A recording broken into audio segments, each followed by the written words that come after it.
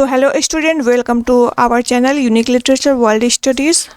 Today we are beginning a most important English literature series for UGC NET December 2026, and this is History of English Literature. This topic is History of English Literature. Today we will discuss all about what is English literature. So you can see here introduction to English literature, and if you didn't subscribe my channel, please go and subscribe my channel. My channel name is Unique Literature World Studies, and here you can find each and everything related to UGC NET December 2026, UTPG English Literature, Assistant Professor exams, and all English literature examinations related topics. So today we will discuss learning objectives. So what is learning objectives? After studying this chapter, students will be able to understand the meaning of literature, define English literature, explain the scope and the significance of English literature, identify the major genres of literature, understand the historical development of English literature, recognize the chronological ages of English literature. अगर आपने ये video देखा तो आपको इसमें क्या knowledge होने वाला है। सबसे पहले आपको लिटरेचर क्या है उसका मीनिंग पता चलेगा, साथ ही साथ इंग्लिश लिटरेचर क्या है उसके बारे में आपको जानकारी मिलेगी। Scope and significance, English literature कौन कौन से स्कोप एंड सिग्निफिकेंस है उसके बारे में आपको नॉलेज होगी, और major genres of English literature के जितने भी हैं वो आप पढ़ेंगे, और historical development of English literature उसको भी आप पढ़ेंगे, और chronological ages of English literature इसको भी आपको इसी टॉपिक में मिलने वाला है। अगर आप यूजीसी नेट असिस्टेंट प्रोफेसर और एमए इंग्लिश एग्जामिनेशन या CUTPG की तैयारी कर रहे हैं तो आपके लिए मोस्ट इम्पॉर्टेंट टॉपिक्स होने वाला है। तो सबसे पहले देखते हैं what is literature. Many students studies literature but don't know what is literature. तो the word literature comes from the Latin word. जो literature वर्ड है वो किस वर्ड से आया है? लैटिन वर्ड से आया है, जिसका लैटिन वर्ड लिटेरा से लिया गया है। जो लिटरेचर वर्ड है वो लैटिन वर्ड लिटेरा से लिया गया है, जिसका मीनिंग है लेटर आर राइटिंग। जिसका मीनिंग क्या है? Letter or writing. याद रखना है, लिटरेचर लैटिन वर्ड लिटेरा से लिया गया है, जिसका मीनिंग है letter or writing. Literature refers to written works that possesses artistic, intellectual, emotional और कल्चरल वैल्यूज़। जो लिटरेचर होता है वो क्या होता है? रिटेन वर्क्स होते हैं। क्या होता है? रिटेन वर्क्स होते हैं क्या करता है? आर्टिस्टिक, इंटेलेक्चुअल, इमोशनल और कल्चरल वैल्यू को पोजेस करता है। It reflects human experiences, imagination, thoughts, beliefs and emotions through language. इसमें हमें क्या मिलते हैं? ह्यूमन एक्सपीरियंसेस जो भी होते हैं उनके इमेजिनेशन, थॉट्स, बिलीव्स और इमोशनल थॉट लैंग्वेज के जो इमोशंस होते हैं वो लैंग्वेज के थ्रू हमें देखने को मिलते हैं। तो आई होप आपको समझ में आया होगा कि लिटरेचर क्या है। अब हम बात कर लेते हैं डिफिनेशन ऑफ लिटरेचर। तो विलियम हेनरी हडसन, याद रखिएगा WH हडसन जिसे बोलते हैं, विलियम हेनरी हडसन, इन्होंने डिफिनेशन दिया है लिटरेचर का। Literature is a vital record of what men have seen in life, what they have experience of it, what they have thought and felt. तो literature इन्होंने क्या कहा है? Literature is a vital record of what men have seen. जो literature है वो एक record है, जिसमें एक वाइटल रिकॉर्ड है, जिसमें क्या होता है कि जो इंसान देखता है अपने जीवन में, जो भी एक्सपीरियंस करता है और जो उसके थॉट और फीलिंग होती है उसे लिख देता है, उसे क्या कहते हैं? लिटरेचर कहते हैं। अब दूसरा है जो इम्पोर्टेंट राइटर है वो है मैथ्यू आर्नोल्ड। इन्होंने डिफिनेशन दिया है literature is a criticism of life, और ये मोस्ट इम्पॉर्टेंट टॉपिक्स है फॉर एवरी लिटरेचर एग्जाम। ये एग्जाम में आपको पूछा गया है many times, literature is a criticism of life. तो मैथ्यू आर्नोल्ड ने क्या कहा है कि लिटरेचर क्या है? क्रिटिसिज्म ऑफ लाइफ है। एज़रा पाउंड जो अमेरिकन राइटर है, इन्होंने लिटरेचर का डिफिनेशन क्या दिया है? Great literature is simply language charged with meaning to the utmost possible degrees. जो ग्रेट लिटरेचर होते हैं वो क्या होते हैं? सिंपली लैंग्वेज चार्ज्ड होते हैं विद मीनिंग, जिसमें मीनिंग भी होता है। एंड ये जो आपको 3 जो राइटर्स मैंने बताए एग्जाम में पूछे गए हैं कि ये लाइन किसने बोली, तो आपको याद रखना है। अब बात करें कि इंग्लिश लिटरेचर क्या है। अभी हमने बात किया कि लिटरेचर क्या है, अब हम बात करेंगे कि इंग्लिश लिटरेचर क्या है। तो what is English literature? English literature refers to literary works written in English language. English literature किसे रिफर्स करता है? लिटरेरी वर्क्स को। English literature refers to literary work जो इंग्लिश लैंग्वेज में लिखी गई है उसे क्या बोलते हैं? English literature. It includes works produced in England as well as influential writing from other English speaking countries। इसमें जो वर्क्स है वो इंग्लैंड में ज़्यादातर प्रोड्यूस किए गए हैं और इसके अलावा बहुत सारे जो इंग्लिश स्पीकिंग कंट्रीज़ है वहाँ भी इंग्लिश लिटरेचर का वर्क लिखा गया है। It encompasses poetry, drama, fiction, prose, literary criticism and theory. जो इंग्लिश लिटरेचर होता है इसमें poetry, drama, fiction, prose, literary criticism and theory ये सारे टॉपिक्स हमें पढ़ने होते हैं। English literature has evolved over more than 15 centuries and reflects change in society, religion, politics, science, philosophy and culture। तो आपको याद रखना है जो इंग्लिश लिटरेचर है वो क्या है, कैसे पढ़ा जाता है, कहाँ कहाँ स्टडी किया जाता है। अगर टॉपिक 3 की बात करें तो थर्ड टॉपिक्स में why do we study English literature, हम इंग्लिश लिटरेचर क्यों पढ़ते हैं? इसका कोई तो मेन रीज़न होगा। Many students qualify BA, MA, NET from English literature. Why do we study English literature? So answer is English literature helps us. English literature हमें helps करता है किन चीज़ों में? Develop language and communication skills, हमारे अंदर language और communication skill को डेवलप करता है। साथ ही साथ understand different cultures and historical periods, इसके थ्रू हम डिफरेंट कल्चर्स और हिस्टोरिकल पीरियड्स को समझने में सक्षम हो जाते हैं, एबल हो जाते हैं। Improve critical and analytical thinking, इससे हमें हमारे अंदर क्रिटिकल और एनालिटिकल थिंकिंग इम्प्रूव होता है। अप्रिसिएट आर्टिस्टिक एक्सप्रेशन, इसमें हम क्या करते हैं? आप आर्टिस्टिक एक्सप्रेशन को समझते हैं, उसे अप्रिशिएट करते हैं। Build empathy through stories and characters और स्टोरीज़ के थ्रू हमारे अंदर क्या बनता है? एम्पैथी बनता है, इमोशंस आते हैं। Understand literary theories and critical approaches, और साथ ही साथ लिटरेरी थ्योरीज और क्रिटिकल अप्रोचेस को भी हम समझते हैं। तो इंग्लिश लिटरेचर हम क्यों स्टडी करते हैं? क्योंकि इससे हमें ये सारी नॉलेज होती है।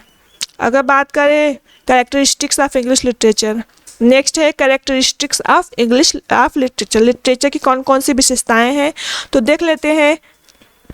Good literature generally has the following characteristics. जो गुड लिटरेचर होता है उसमें जनरली ये सारे कैरेक्टरिस्टिक्स होते हैं, जैसे universality, imagination, creativity, emotional appeal, artistic use of language, reflection of societies and timeless relevance. Timeless relevance उसके बाद आता है, ये जो है हमारा देखिए टॉपिक्स, ये सारे मोस्ट इम्पॉर्टेंट लिटरेचर के कैरेक्टरिस्टिक्स हैं। अब बात करते हैं genre of English literature. English literature में बहुत सारे जॉनरा है तो हम इसको थोड़ा शॉर्ट में ही इसको डिस्कस करेंगे, फिर मैं जब अपना क्लास कराऊंगी तो इसमें मैं आपको सारा टॉपिक्स कवर कराऊंगी। पहला है पोट्री। अगर हम पोट्री की बात करें तो पोट्री क्या है? Poetry expresses emotions, ideas and imagination using rhythm, meter and figurative language. जो पोट्री होता है वो आइडियाज़, इमेजिनेशन, इन सब और इमोशंस को एक्सप्रेस करता है किसके द्वारा? रिदम, मीटर और लैंग्वेज के द्वारा, फिगरेटिव लैंग्वेज के द्वारा पोट्री एक्सप्रेस करता है ये सारी चीज़ें। जैसे एपिक हो गया, लिरिक हो गई, ये सारे टाइप्स हैं, types of poetry. Epic, lyric, sonnet, ballad, elegy, ode, dramatic, monologue, ये सारे इसके टाइप्स हैं। मेजर पोएट्स की बात करें तो Geoffrey Chaucer, William Shakespeare, William Wordsworth, John Keats, T.S. Eliot. इसके अलावा बहुत सारे और राइटर पोएट्स हैं जैसे टेड हक्स, फिलिप लार्किंस, ये सारे राइटर्स हैं। अगर हम ड्रामा की बात करें तो drama is literature written to be performed on stage. जो स्टेज पे परफॉर्म किया जाता है उसे क्या कहते हैं? ड्रामा कहते हैं। ड्रामा क्या है? लिटरेचर है। Literature written to be performed, stage पे परफॉर्म करने के लिए जो लिखा गया है लिटरेचर उसे ड्रामा कहते हैं। इसके भी बहुत सारे टाइप्स होते हैं, जैसे ट्रेजेडी हो गया, कॉमेडी हो गया, ट्रेजिक कॉमेडी हो गया, farce, historical play, morality play, ये सारे टाइप्स ऑफ ड्रामाज हैं।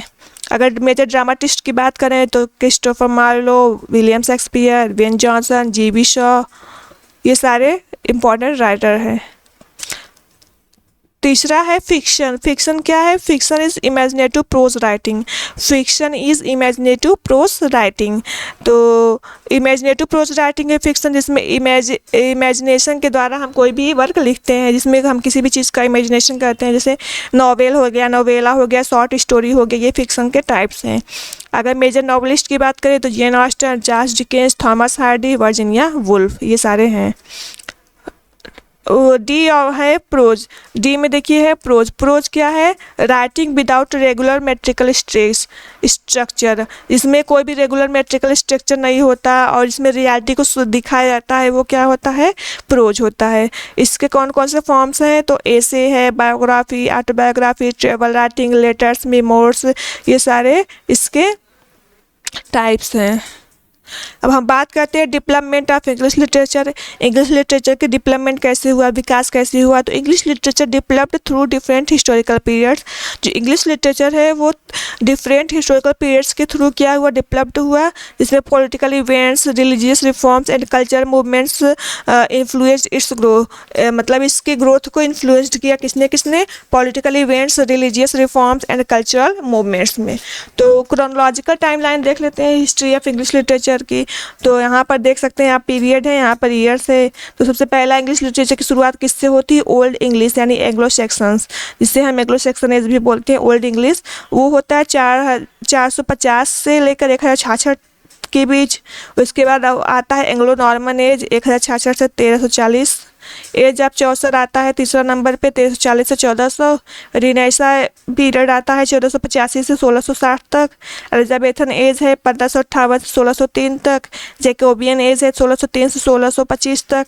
कैरोलाइन एज है 1625 से 1649 तक और कॉमनवेल्थ है 1649 से 1660 तक। तो इसे हम रिनेसा एज भी कहते हैं। 1485 से लेकर 1660 तक रिनेसा एज है, जिसमें एलिजाबेथन, जैकोबियन, कैरोलाइन और कॉमनवेल्थ एज आते हैं।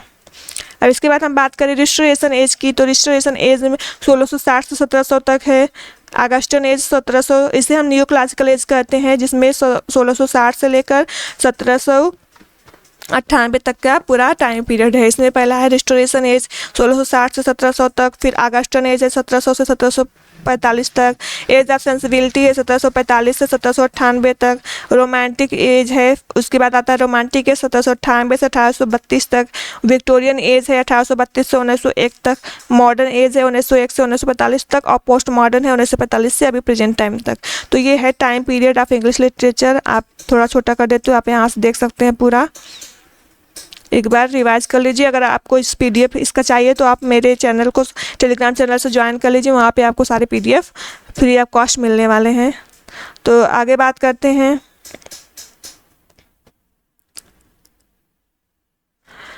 Major historical events influencing English literature. बहुत सारे हिस्टोरिकल इवेंट्स है जिसने इंग्लिश लिटरेचर को इन्फ्लुएंस किया। तो सबसे पहले हम बात कर लेते हैं रोमन ऑक्यूपेशन।